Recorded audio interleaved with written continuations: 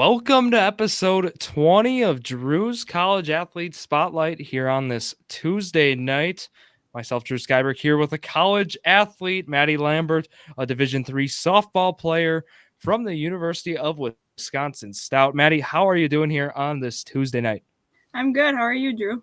I'm doing great. Already episode 20 here of the College Athlete Spotlight series. So 20 college athletes. You mark that milestone, and yeah, I'm looking forward to this. We have a lot of great stuff to chat about. We'll talk about, you being a Valdez alum, of course, and we'll talk about how you end up there at the University of Wisconsin Stout. So let's get right into this here, Maddie. I'm going to first start, this is a softball episode. So with you being a softball player, I don't think we've had a softball player yet. I think you're the first one. So kudos to you.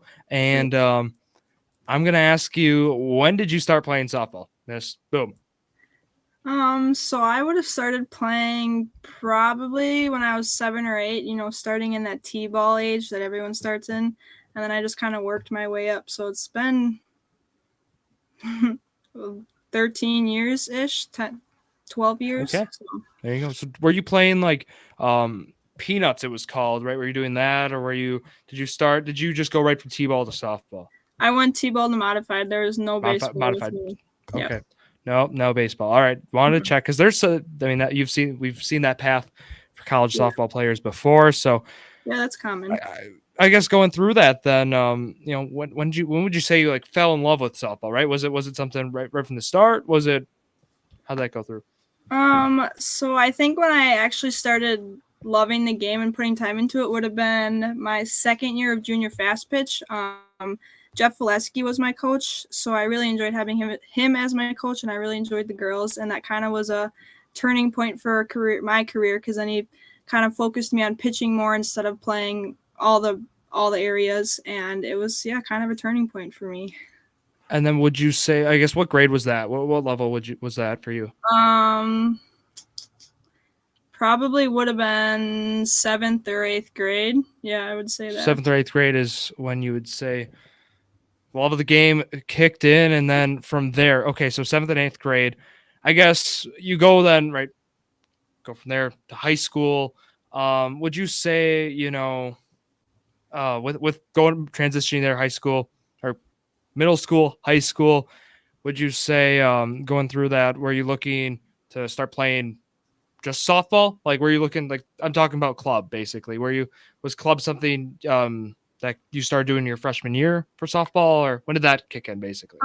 Club I started in middle school as well. I started playing for Class A club teams my sophomore year, so that was when it kind of picked up a lot more, and then just your Class B team that was around the area. I started traveling to other teams more, and tournaments were out of state, and so it kind of picked up my sophomore year club ball-wise. Okay, so I guess those Class B teams, you say you started in middle school then, right? We talked about. Yep. And was that like a Lakeshore team? What was that team? Yeah, that was Lakeshore Rise. I played a good 3-4 years there before I left. Did you start that in 7th grade when you started falling in love, or was that something you started before even? I would think that was 7th grade, yeah. Okay, so it was with that range. That's why I was trying to hit on. I'm not trying to go all over the place, but okay. So you started falling in love in 7th and 8th grade, and then you started playing club there as a result, and then we move, of course, to high school. You get into Club A. Can you hit on what team that was? So I kind of moved around. I played on Bats Academy in Mequon, Wisconsin, and then I played for the Mizuno Hawks in Illinois, and then I finished off my high school playing for GTS in Elkhorn, Wisconsin. Elkhorn, okay. So you did move around. A lot of trades, a lot of free agency, it sounds like. Yep. Which experience out of those three, would you say, stood out the most for you? Which one was it? Probably GTS, just because it was my last year and a half of softball, and I really enjoyed that team. So.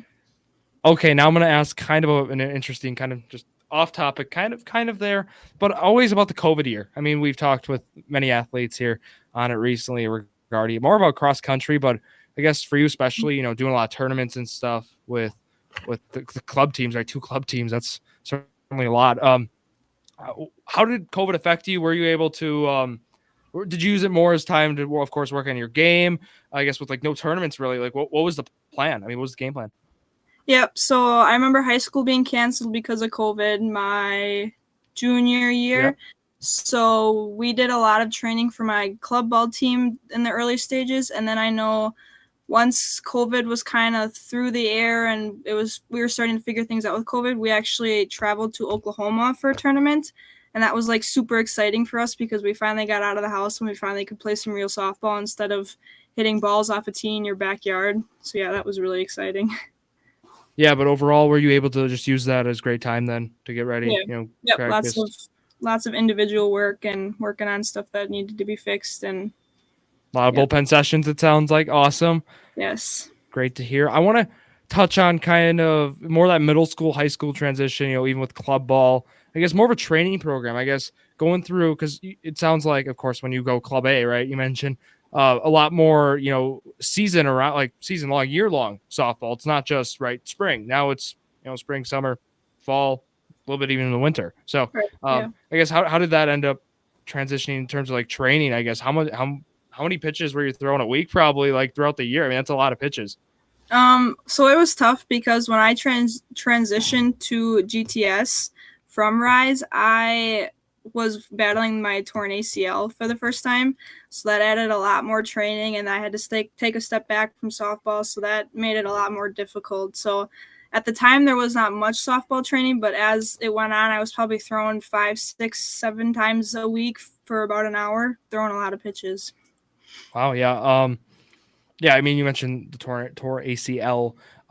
Talking about that, and I believe that first one, right? Basketball was the.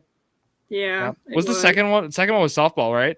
Yep. If I may ask. Yeah. Okay. Well, let's talk more about like that first one. I guess playing basketball, right? You played till your sophomore year, correct? Yep. Where was that? Because after that sophomore year, right? You were done playing basketball, right? It was more just softball, right? Wasn't that kind of the focus after? Yep. Yeah, it happened my freshman year of basketball, and then I tried to play sophomore year volleyball, and I kind of realized that I wanted to not play as many sports and focus more on softball just for my knee's sake.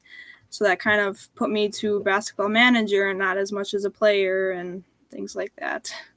Okay, yeah, and that ended up, of course, letting you focus more on softball as well, because instead of, putting in all that physical activity for practices, games, you're still there, able to support the team, of course, but able to focus more on, what you said was sport you fell in love with, softball. So I do want to just talking more than like training too, I guess, like with the club teams, how much were you practicing? Because I mean, you mentioned a team in Illinois, Elkhorn. I mean, that's not right in the backyard of the Lambert household, I guess. How did that end up working about? I mean, where were you guys practicing? How far was the drive? So when I joined the team in Illinois, we were right in the dead center of tournament season. So thankfully there was not many practices. I think I went to 2 practices where I had to go to Illinois, but it was like Saturday morning. So it wasn't the end of the world. But for my team in Elkhorn, they usually were Tuesdays and Thursday nights, and I would leave right from school and I would drive through Milwaukee and all the way down to Elkhorn, and I'd practice for 2 hours and I would drive all the way back that night and get home and do my homework. And then we usually would have a practice Saturday morning. I remember having like 6 a.m. practices Saturday morning, so I'd have to get up at 3:30, and my parents would drive me down there for the practices. It was commitment, but it was worth it. See, I love asking these questions, because I mean, these are the stories we don't hear. I mean, nobody would have known Maddie Lambert was getting up Saturday morning, 3:30 a.m. Her seat was a senior year. Yeah. Yep. Okay, a senior year, because I mean, you mentioned being the last squad. That's dedication right there, I guess. Right. Kind of with the club team, and just overall with your high school seasons, right? I mean, would you say you had like a moment where it hit you that you could compete at the next level? Was there ever, like you were exploring college with the club or even high school ball? It was tough. So my sophomore year, it was my comeback year for my ACL. So it was a pretty good season. So kind of after that year and transitioning into club ball over the summer, I was really starting to pick up and get the training and be able to compete at that level. So at that point, it was kind of when I started to look into colleges and look into like recruiting profiles online and stuff like that. So I would say, yeah, probably my sophomore year at first only. Okay, sophomore year was kind of where you were looking, and we're not going to go too much in the high school stats here. We got a lot to talk about, of course, but yeah, of course, sophomore year being on varsity as well. But I guess losing the junior year to COVID for high school, would you say, with playing all the club stuff, it really didn't hurt you really in the college kind of recruitment thing, considering a lot of the club, right? The club ball you were involved in, right? Right. Yeah. Was, I guess for in terms of like recruiting, I guess, like with club ball, did it ever interfere with school ball, or was it pretty, no, it never really. No, it was just pretty much weekends and occasionally practices. But for club ball, they usually gave us off during the school season just for that reason. So as I hoped, right? I mean, that's same basketball even right as well. But okay, I wanted to now talk a little bit more. We're going to kind of talk the high school to college transition a little here. We're going to first start with the recruiting process. So I guess what schools reached out? I'll just start with that question. So Stout was the first school to reach out to me my junior year, and I told them no from the get-go. So they kind of stepped back. So then I looked into Minnesota Moorhead. I looked at UW Parkside. Is Moorhead, if I may ask, is that D2? Yep. Okay, because I know Parkside being D2. I wanted to see. Okay. Yeah. I looked into Whitewater. I looked into River Falls a little bit.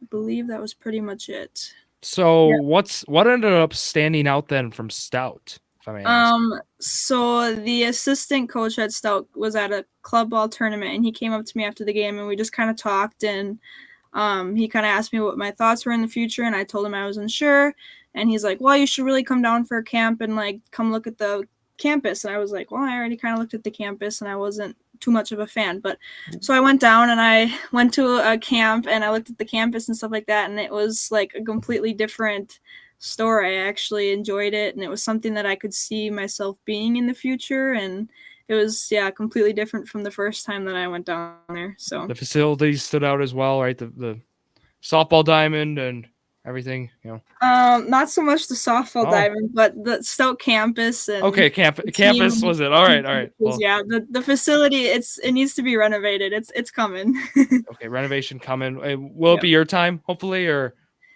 probably not? I think they're starting at my senior year. Oh, nice. Is it going to be like a new field kind of thing, or? Yeah, so it's a new field, new bleachers, new speaker system, all that stuff. Yeah. Okay, so school and WEAC conference getting a nice bump on their softball stuff for sure. Yes. Okay, so end up at Stout. I guess I want to touch on more of the training. So we talked about the high school or really middle school-ish to high school to club, whatever transition level. How about the high school / club transition in terms of training to college? How was that was it tough? It was a transition for sure. I mean, coming into college, it's a lot different than high school is going to be. So you try to train the best you can for that, but in reality, you're really never going to be ready for that. So I feel like I came in a good spot, and I came in ready to show my stuff pretty much. And so I think club ball, I think, tremendously helped. School ball was nice as well, but you don't obviously get as much pointers and stuff at school ball than you would at club ball. But I think, it's definitely something you have to be up for it, and it's definitely something you have to enjoy if you want to put that kind of training and time into it. Exactly. And the biggest one we always hear from is, of course, the cross-country runners in the podcast. Mm-hmm. I mean, adding that extra distance, extra 3K, right? I believe is what it ends up being. I guess with softball, I'm not really sure with the high school or club, what rules your club team is playing with, or dimensions or field width, all that stuff.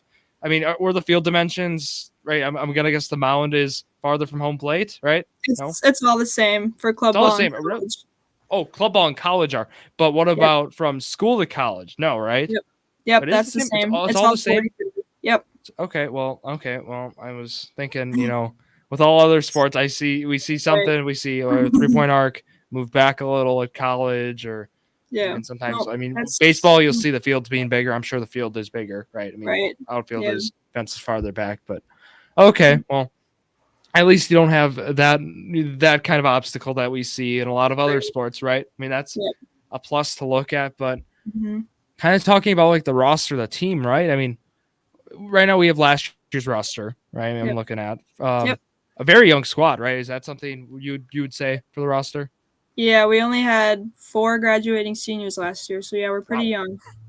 So how was that going then at the start of the year last year, right? You come into Stout, right? Or should I say like Menominee? I'm going to say Stout. You come into Stout, and basically it's a young squad. I guess what were like the expectations coming in? Was it just, get ready, because obviously you had a role last year. I mean, as a freshman, right, in softball, college level, not every freshman has a role like you had. So I guess I'm wondering, how was that, coming into the year, and just kind of what was coach saying?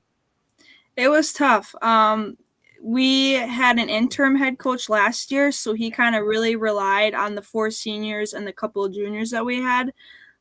So those juniors and seniors really stepped up, and they whipped us freshmen into shape. We had a big class coming in, and we needed it. So it was tough, but we got through it.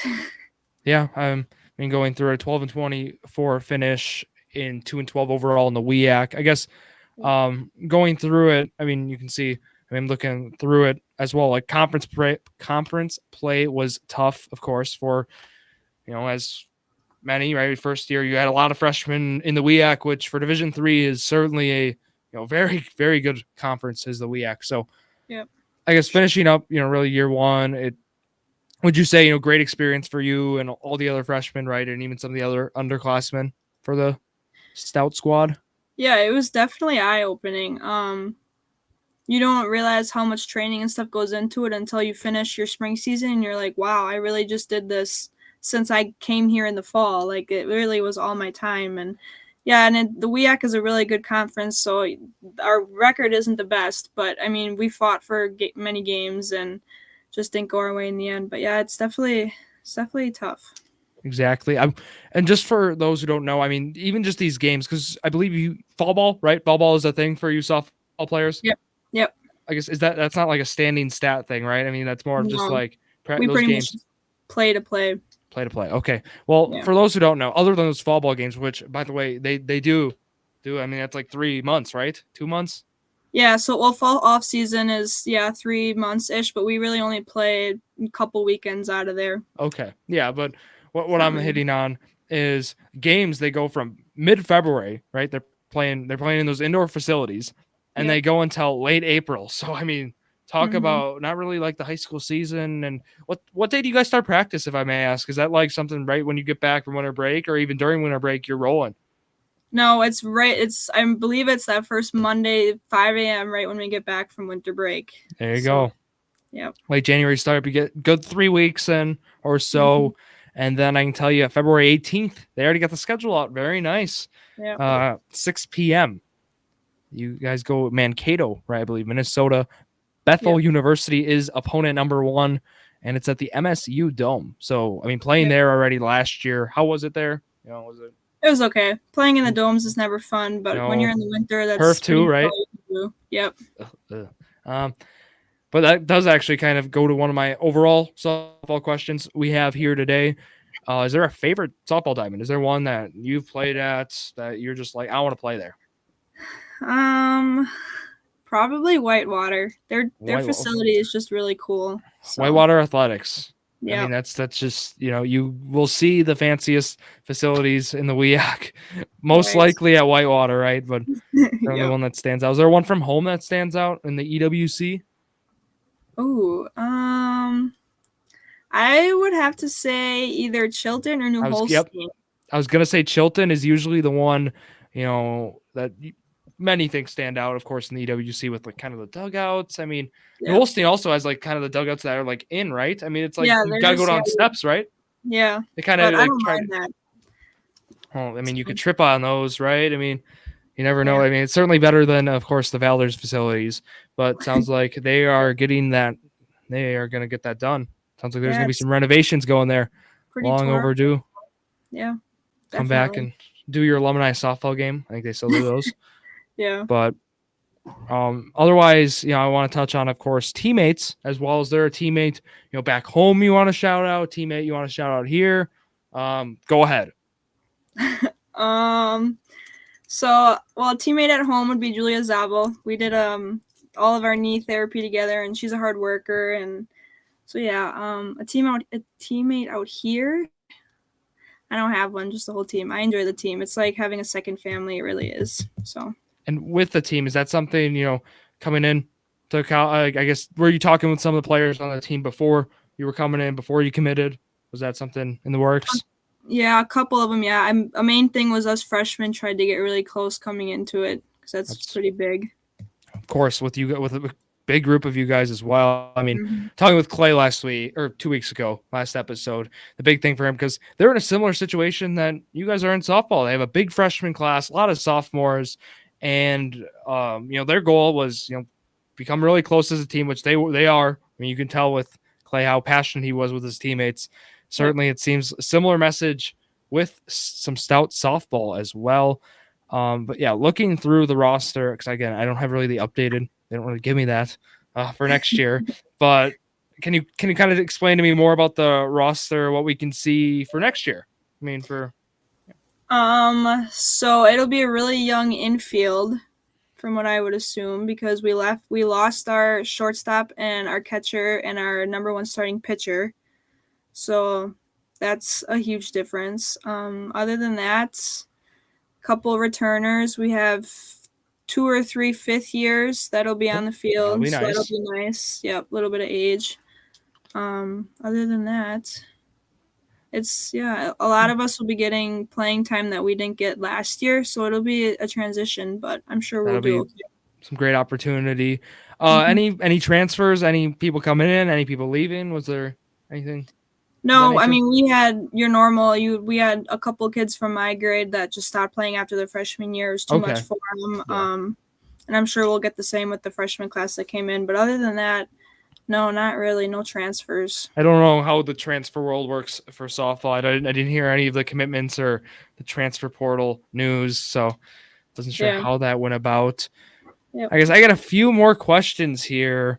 We got to talk a little bit about academics. I know we're sports podcast. We got to throw some academics in here, though. So we'll talk about the major and full disclosure. But talking before the episode with you, Maddie, it sounds like you're changing your major. I mean, I'd love to hear about this. So I went to a career conference a couple weeks ago and was drawn to like hotels and tourism and stuff. But I also wanted to do like the finances because I originally was the business administration major, so I wanted to do the finances.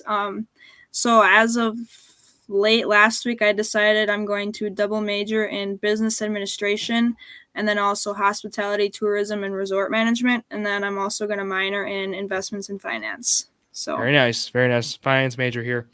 Love to hear that. So, I was going to guess where you said hotels. Like, all right, hospitality management and business administration. Book it. Would have been right. Missed out on the minor. You said that was is it investment finance? What? That's a stout minor? Investments and finance. Investments and finance. So they group it into one. They call it a minor. All right. Yep. Sure. Works. Whatever works. So then long-term career goal with all three, a double major there and a minor. What's the game plan? So I'm thinking revenue management for hotels and resorts and that such. So basically dealing with the finances for that stuff. Is that in the state of Wisconsin kind of thing or like go back to Florida kind of thing? I'm not sure. I'm definitely open to living somewhere other than Wisconsin, but we'll have to see. Yeah. Okay. Just wanted to check. Didn't know if that was like, you were like, all right, I graduate. I'm leaving. Bye, everyone. So, it's definitely possible. Possible. And is this something? So usually, if you see a double major and a minor, is this you got 3 more years? Do you got an extra semester? How was that going to go? It should be just an extra semester, but I would have been done with business the fall of my senior year, so I have that spring semester of my senior year for that extra semester. So we should be okay, plus some like winter classes and summer classes, but it should still line up to graduating in 4 years. Perfect. So you can still achieve that long-term goal in a timely manner. You still got some softball too. Don't forget that. Yeah. And I mean, that's all I got here. We talked kind of about the schedule already. And Maddie, again, I want to thank you for coming on the episode, and I want to wish you the best academically and athletically. Good luck. Thank you. Thanks for having me. Of course, it was a lot of fun here, and we're right around the 25-minute mark. Perfect timing here, and that will wrap it up for Maddie Lambert and myself, Drew Skyberg, here on this Tuesday night. Again, thank you all for listening to yet another episode of Drew's Sports Crew, the perfect podcast for you.